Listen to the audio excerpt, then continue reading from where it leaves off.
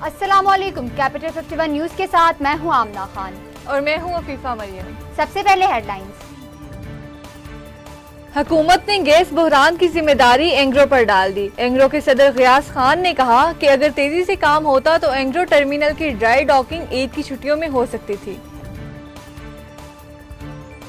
وفاقی وزیر اطلاعات و نشریات فواد چودھری کا کہنا ہے وزیر اعظم قومی سلامتی کمیٹی کے اجلاس میں شرکت کے لیے آ رہے تھے۔ اپوزیشن لیڈر شہباز شریف کا اسپیکر قومی اسمبلی کو پیغام گیا تھا کہ وزیر اعظم آئیں گے تو وہ اجلاس میں نہیں آئیں گے۔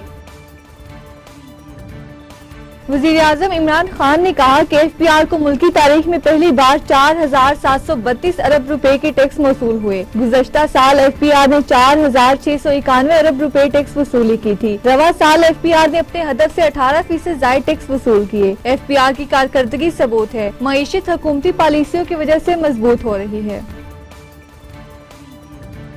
پارلیمنٹ کی قومی سلامتی کمیٹی کے اجلاس کے بعد آرمی چیف نے صحافیوں کے سوال کے جواب میں کہا کہ اڈے امریکہ کو دینے کا سوال آپ حکومت سے کریں، پھر کہا اڈے نہیں دیں گے۔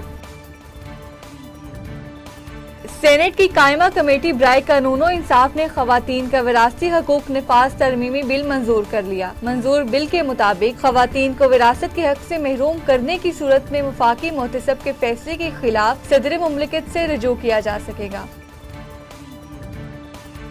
پنجاب میں کورونا ویکسین کے 38,000 سے زائد خوراکیں مبینہ طور پر ضائع ہونے کا انکشاف ہوا ہے۔ سب سے زیادہ ویکسین لاہور میں ضائع ہوئی، جس کی تعداد 2,959 ہے۔ ضائع ہونے والی ویکسین میں ہر برانڈ کی ویکسین شامل تھی جو نامناسب درجہ حرارت اور مقررہ وقت پر نہ لگانے کے باعث ضائع ہوئی۔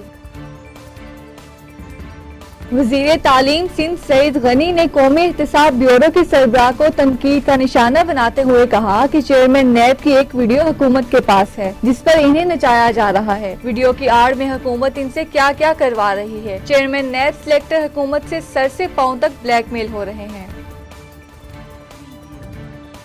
افغانستان سے غیر ملکی افواج کا انخلاء جاری ہے۔ امریکہ نے 20 سال بعد بگرام ایئر بیس افغان حکام کے حوالے کر دیا ہے۔ Afghan national security defence force نے بگرام ایئر بیس کا کنٹرول سنبھال لیا ہے۔ بگرام ایئر بیس سے فوجی انخلاء واضح اشارہ ہے کہ امریکی فوجی افغانستان چھوڑنے کے قریب ہیں۔ سوشل میڈیا سمیت کئی میڈیا ہاؤسز نے میرا نام مختلف سیاسی شخصیات کے ساتھ جوڑ دیا۔ یہ تمام ویڈیوز خبریں بالکل بے بنیاد اور غیر مصدقہ ہیں۔ ٹک ٹاکر کا کہنا تھا کہ فی الوقت میں نے کسی بھی شخصیت کو اپنا شوہر کہنے کے حوالے سے کوئی نام نہیں لیا۔ میں نے صرف شوہر کی پارٹی کے حوالے سے اعتراف کیا تھا اور کہا تھا کہ اعلانیہ بتاؤں گی کہ شوہر کا نام کیا ہے۔ لاہور میں پاکستان کرکٹ بورڈ نے مینز سینٹر کانٹریکٹ برائے 2021 سے 2022 کا اعلان کر دیا، جس میں کرکٹ کے پروفیسر کہلائے جانے والے سینئر کرکٹر محمد حفیظ بھی شامل ہیں جو سینٹر کانٹریکٹ میں اپنی جگہ نہ بنا سکیں۔ مزید خبروں اور اپڈیٹس کے لیے دیکھتے رہیے کیپٹل 51 نیوز۔